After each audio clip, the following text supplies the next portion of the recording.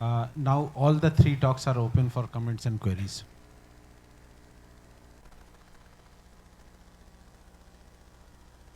One question for Akash Shukla. Do we need to stop these anticoagulants on the day of banning or 1 day prior to banning, or you need to continue? We can continue, sir. That's what the data clearly shows. So there's absolutely no need to stop.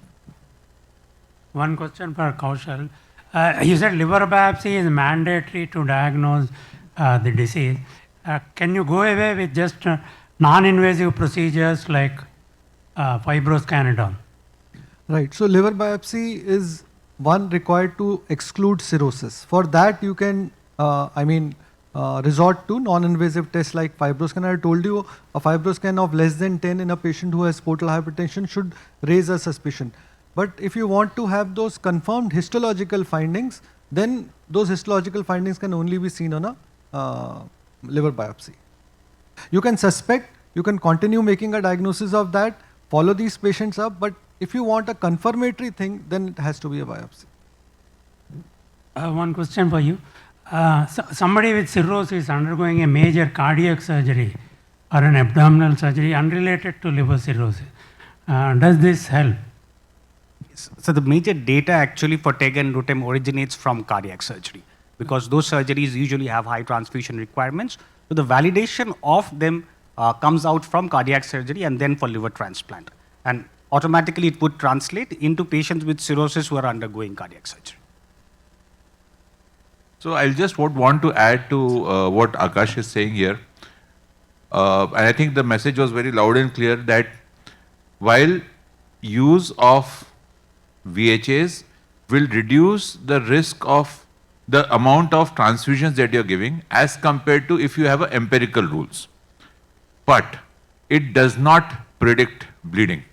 So just by correcting based on TAG, you cannot correct or prevent bleeds. Those patients who have to bleed are going to bleed, even if you have corrected based on TAG. So therefore, you cannot use it to predict or prevent bleeds. You are using it only to reduce the transfusion if you have a very liberal transfusion policy. So I think that is a message which everybody should be very clear about. Yeah, Dr. Akash Roy. So sometimes there are patients, where the INR is somewhere between 1.5 to 2. You do a cytic tap and they develop a big hematoma, right?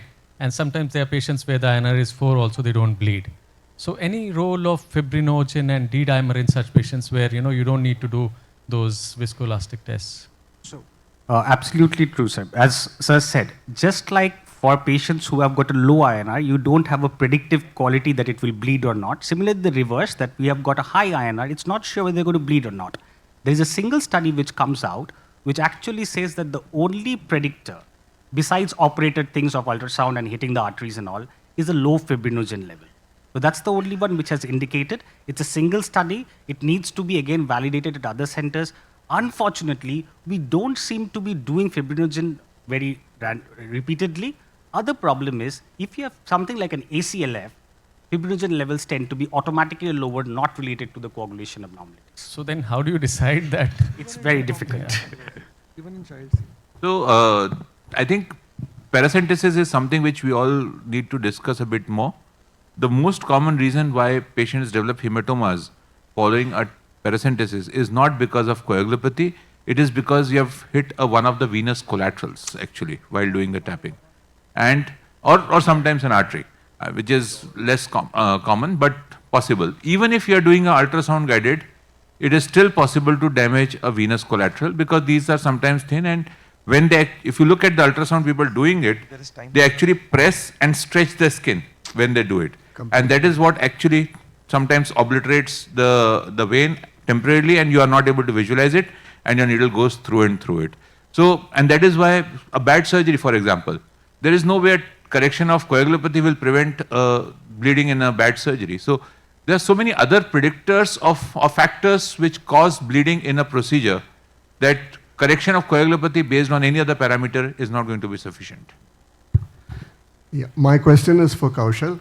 I'm a little confused still about the presence of portal hypertension in these two entities, because you said in IPH, portal hypertension is required, and PSVD it is not.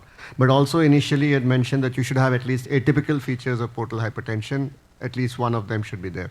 Okay, specifically I will ask, if the patient does not have varices or collaterals on imaging, would you need to do HVPG to say that this patient has portal hypertension and therefore he comes as IPH, or this patient could be PSVD?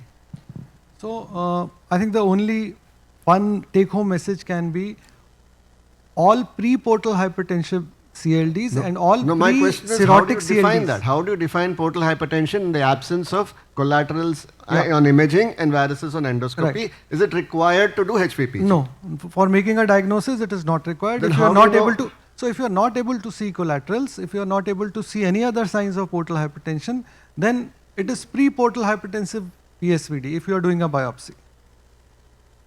So HVPG is not helpful in PSVD because even in patients with PSVD who have portal hypertension, the HVPG tends to be normal or mildly elevated, not like the cirrhotic portal hypertension. That is point number one.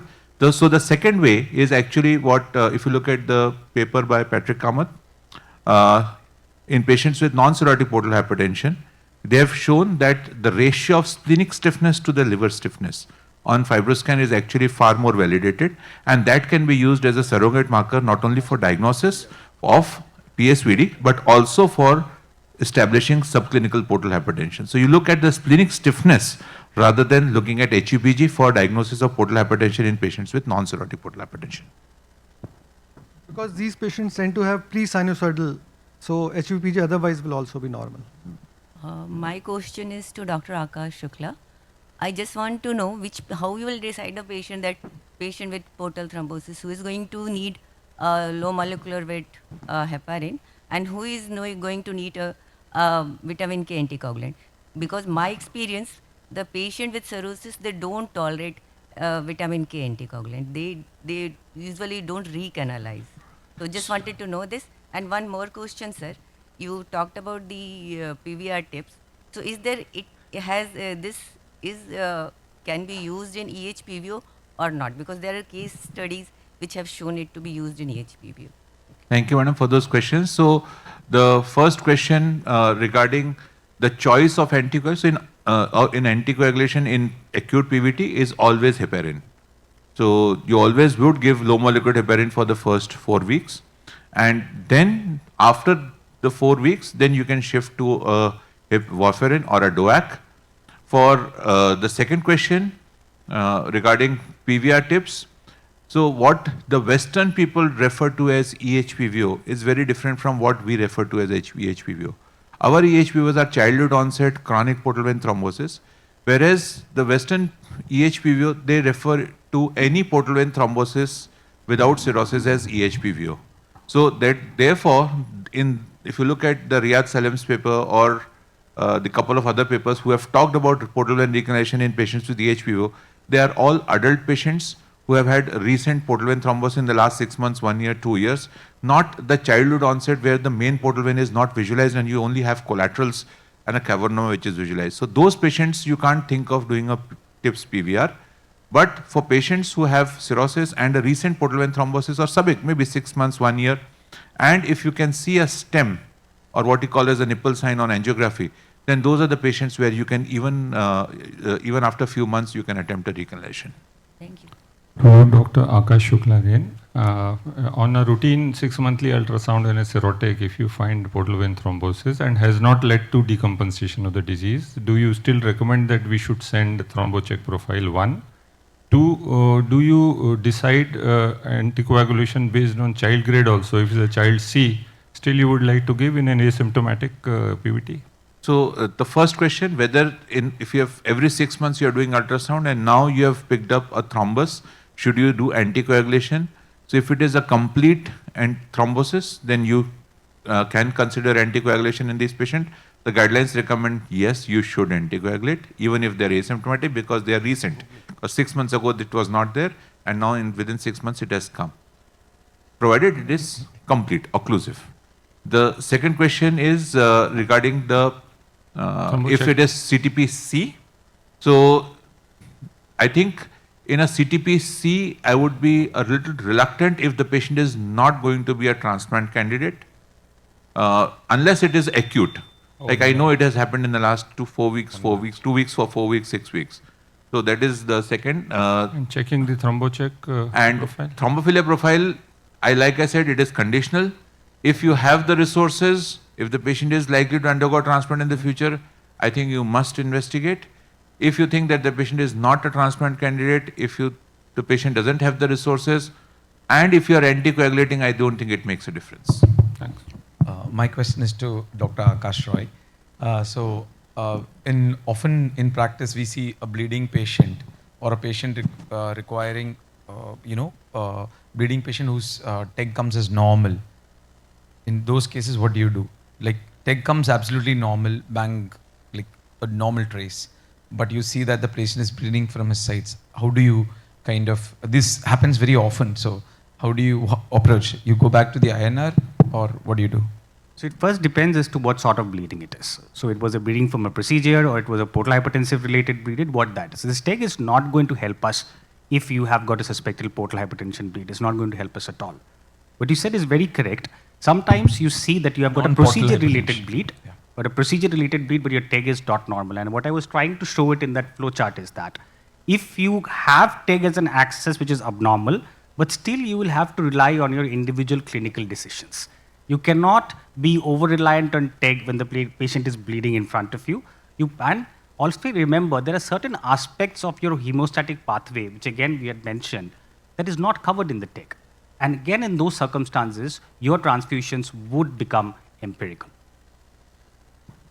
See, one of the things which is missing in TEG, although we call it the global coagulation assessment, is actually the endothelium. You are not factoring in the endothelial factors.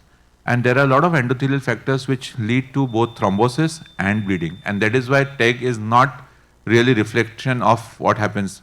So dysmorphic VWF is another classical example which can lead to bleeding.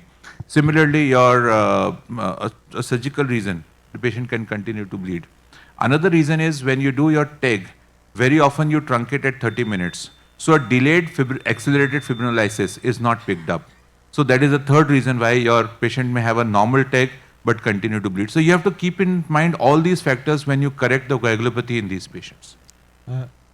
We need add to into this, stop now. Oh, okay. Just add into this last part. So just what service, all these factors, including your VWF plus your protein C, protein S, your later part of the TEG, these need to be very closely looked at, which are conventional TEG. So the modifications of TEG that are coming out, even with routine modifications, they might give us a better way to answer these questions.